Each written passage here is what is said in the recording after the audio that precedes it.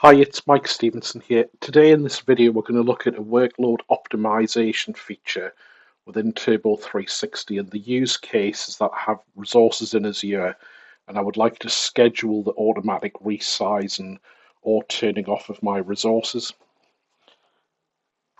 So here we are in the Turbo 360 portal, and on the the left-hand side here, you can see I'm in the scope of my integration team. So I've built a model for managing cost based on a team structure in my organization in this case. So here, the integration team have a bunch of features to be able to manage the costs within that team. And one of those features over on the right here is the optimization area.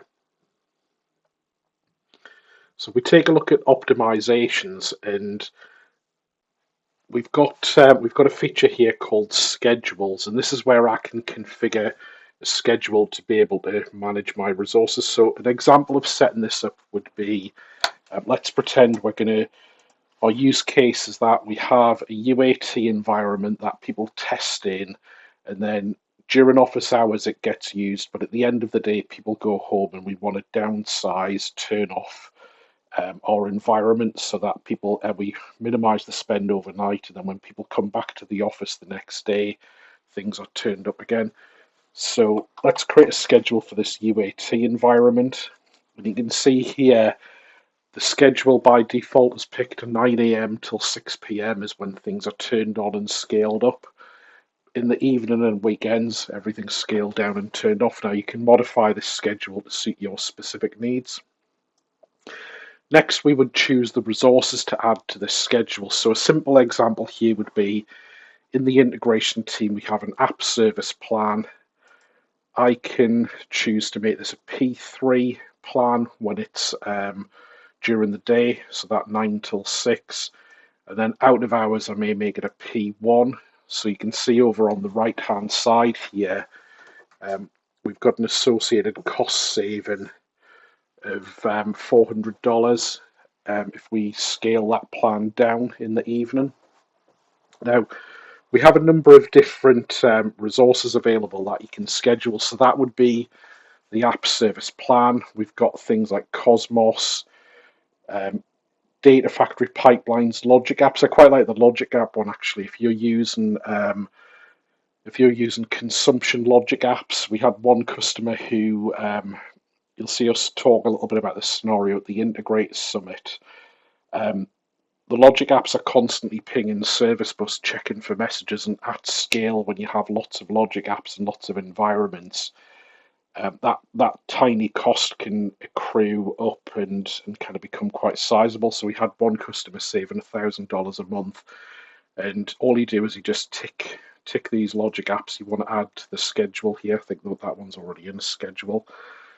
We've got options with things like SQL database. So in a SQL database, I could say, we could do like a really basic one here of just change the type of plan, but we could also change the number of DTU. So we could maybe make it a 400 DTU during the day, and we could make it a 200 or a 100 in the evening. We could also change the service tiers, for example. So again, you might get some significant cost savings if let's say we make I don't know, let's say maybe that's a bit big, but let's say we had 1,000 DTU premium during the day, and in the evening we went, standard, let's say standard 50 DTUs, and we would get quite a significant cost saving over here from that configuration. Likewise, with a with a VM, we can configure a VM to be shut down, out of hours, turned on, scaled up. I think that this VM's actually on a different schedule at the minute. So I've got one for my integration platform. I'm scheduling my data gateways, but if it wasn't already added somewhere else, I just tick the box, and you can see it would by default start and deallocate, and you would get a cost saving associated with that. And the idea is we just want to make it really easy to resize these things. So I would now choose a notification so I can say when the schedule runs, let's go and send a message to tell people that we've ran it, or we can tick this box if we only want to get a notification if it fails. I think I'm just going to, before I save this, I'm going to take that SQL database off so we don't incur a lot of cost here. And really at that point, I'd go create schedule. That creates my schedule. You can see the associated cost savings here, and that would be it just up and running. So we can take a look in the data gateway area. I've got an optimizer already pre-set up here for that VM we looked at before. So you can see we've got a bit of information about how often it runs, what the cost savings would be.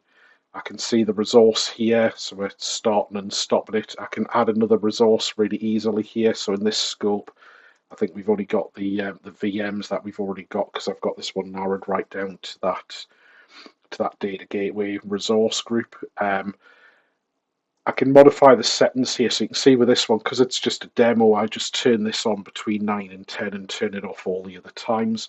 But I could easily modify that schedule. And what I'm really trying to do here with this feature is you can use DevOps people within your organization to write scripts, build pipelines to automate these things, but there's a big overhead. It takes time, the maintenance of these things, and your environment's changing all the time. And really what you want to do is you want to just get the value of optimizing the resource. You don't want to take on all the effort of having to write your own custom scripts to do this all the time.